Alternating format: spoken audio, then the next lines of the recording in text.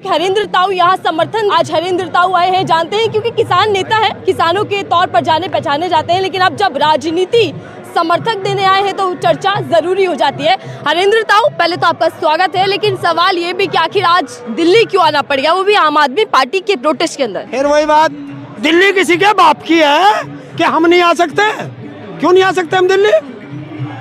दिल्ली हमारी राजधानी है, जब चाहे जब आ जाए। बात है नैतिक अधिकारों की, संवैधानिक पद की। तो लोकतंत्र बचाने के लिए और संविधान बचाने के लिए देश की जनता को सड़कों पे आना पड़ेगा। तो मैं भी उसी एक देश का वोटर हूँ। अपनी वोट बचाने के लिए, अपने संविधान को बचाने के लिए, लोकतंत्र को बचाने के लिए मैं भी सड़कों पे हूँ। तो मैं बाकी चर्चा बाद में करूंगी, लेकिन यहाँ तक पहुँचे कैसे, क्योंकि चारों तरफ तो पुलिस के जवान तैनात हैं। पैदल का आदमी है तो पैदल चलने वाला तो कहीं से भी चल जाए। और रही पुलिस की बात, पुलिस में कोई ऐसा बच्चा नहीं जो ताऊ को ना जानता हो। बड़ा प्यार करते हैं पुलिस वाले, क्योंकि उनकी आवाज भी ये ताऊ ही तो उठाता है। क्या उन बच्चों को पेंशन नहीं चाहिए, पुरानी पेंशन? तो उनकी लड़ाई भी तो मैं ही लड़ता हूँ। तो वो सब प्यार करते हैं। जब आता है ताऊ तो धीरे से रास्ता खोल देते हैं, ताऊ आ जाता है। चलिए, आपके लिए तो रास्ता खुल जाता है, लेकिन आम आदमी पार्टी ये आरोप लगा रही है कि दिल्ली पुलिस उनके नेताओं को, उनके समर्थकों को यहाँ पहुँचने नहीं दे रही। राजनेता क्या कहते हैं वो जाने। आप क्या कहते हैं? आपने मेरी बात करी थी। आप भी तो राजनीति करने आए हैं ना, इस तरीके के आरोप लग सकते हैं। देखिए, कौन व्यक्ति है देश का जो राजनीति नहीं करता? जब व्यक्ति 18 साल का हो जाता है, वो किसी न किसी को वोट देता है, तो वो राजनीतिक हो गया नहीं हो गया? हुआ नहीं हुआ? तो ऐसे ही हमें वोट तो हम देते ही हैं। हमारा काम है बीजेपी। जी सर। हमारा काम है सरकार की गलत नीतियों का विरोध करना। हमारी किसी राजनेता से पर्सनल लड़ाई नहीं है, हमारी लड़ाई है सरकार की गलत नीतियों का। जब कांग्रेस की सरकार थी तब भी हम गलत नीतियों का विरोध करते थे। यही वोट क्लब है जहाँ आज कोई प्रदर्शन नहीं कर सकता। हम 7 दिन 88-89 में इसी सर्दी में वहाँ भी प्रदर्शन करके गए थे। वो हमारा आखिरी और देश का आखिरी प्रदर्शन था वोट क्लब पे। लेकिन यहाँ किसके विरोध में आए हैं? यहाँ किसके विरोध में आए? यहाँ आए हैं कि सरकार जनता की वोट की लूट कर रही है, सरकार लोकतंत्र की हत्या कर रही है, सरकार संविधान बदलने जा रही है। तो उसे बचाने के लिए हम लोग सड़कों पे आए। जब ताऊ खड़ा हो जाता है, किसी की औकात नहीं सड़क पार कर जाए। बीजेपी वालों की औकात नहीं कि अपने कार्यालय चले जाएं जब तक ताऊ खड़ा है। मतलब बीजेपी को उन्हीं के कार्यालय में नहीं घुसने देंगे आप? पार्टी कार्यालय के अंदर मैं घुसने और ना घुसने की बात नहीं कर रहा। मैं कह रहा हूँ जब ताऊ खड़ा है तो किसी की औकात नहीं जो सड़क पार कर जाए। चंडीगढ़ के अंदर जो मेयर चुनाव देखने को मिला और उसके बाद जो बवाल हुआ, उस पर सबसे पहली प्रतिक्रिया आपकी क्या है, वो जानना चाहूंगी। देखिए, इस तरीके से जब एक संवैधानिक पद पे बैठा हुआ व्यक्ति वोट की लूट करेगा, तो ये टेलर था।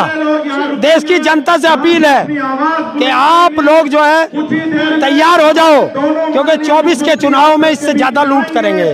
कि आप भी मानते हैं इस बात को? प्रत्यक्ष को प्रमाण की आवश्यकता नहीं है। सारी वीडियो सामने देखी है मैंने, कैसे वो लूट करके भाग गया। फिर तो ये तो आपने भी देखा होगा। जल्दबाजी से कुर्सी पर बैठते हैं, ये भी देखा सबने। कभी आपने देखा संवैधानिक पद पे ऐसे बैठते हुए किसी को कि जल्दी से बैठाओ, जल्दी बैठाओ, चुन गया? ये करना कौन था? ये डर है जनता का। और जब जनता आती है तो ये जनता आई है कि सिंहासन खाली करो। जनता आती है। हमने कहा जनता वोट नहीं देती है, बेईमाने से बनते हैं, बेईमाने से।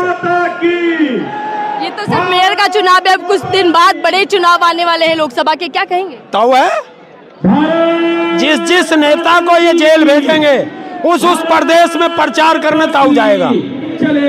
मोदी और अमित शाह को नींद नहीं आ रही है, क्योंकि इंटरनल सर्वे आए हैं कि 200 से नीचे पड़ी है बीजेपी।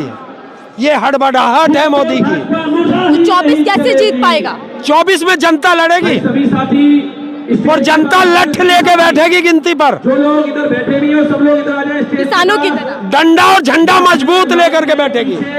मैं देश की जनता की बात कर रहा हूँ। अपनी वोट बचाने के लिए, लोकतंत्र बचाने के लिए, संविधान बचाने के लिए सारे देश की जनता एक साथ आएगी। गया है, भटक गया है।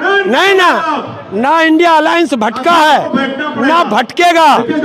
2024 का चुनाव जीतकर इनसे एक एक अत्याचार के, जनता के अत्याचार का बदला लेगा। फिर आप करेंगे क्या? बीजेपी कार्यालय तक आप जाएंगे कि नहीं जाएंगे? देखिए, मैं तो आके खड़ा हो गया, लेकिन हमारे बच्चे खड़े हैं स्वागत में। वो कह रहे ताऊ आ रहा है, स्वागत करेंगे। तो ये स्वागत के लिए खड़े हैं, और जब बच्चे स्वागत के लिए खड़े हो तो ताऊ को मान लेना चाहिए। तो मतलब अब वोटिंग बूथ पर किसानों के ट्रैक्टर दिखाई देंगे? ट्रैक्टर ही टैंक है, तो टैंक ही तो आएगा। 13 फरवरी टैंक दिल्ली की तरफ होगा।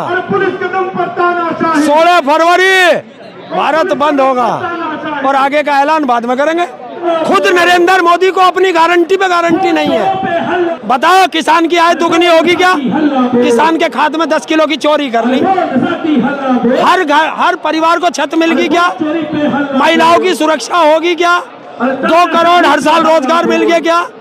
जो लाल किले से वादा किया, कसम खा के, सौगंध खा के, एक भी पूरा हुआ हो? 100 स्मार्ट सिटी बन गए क्या? बुलेट ट्रेन चल गई क्या? जो हर सांसद हर साल एक गांव गोद लेता था, वो गोद में है या नीचे उतर गया क्या?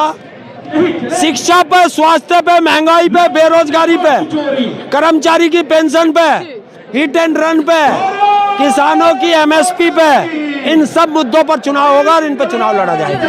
लोकतंत्र के साथ साथ संविधान भी खतरे में है।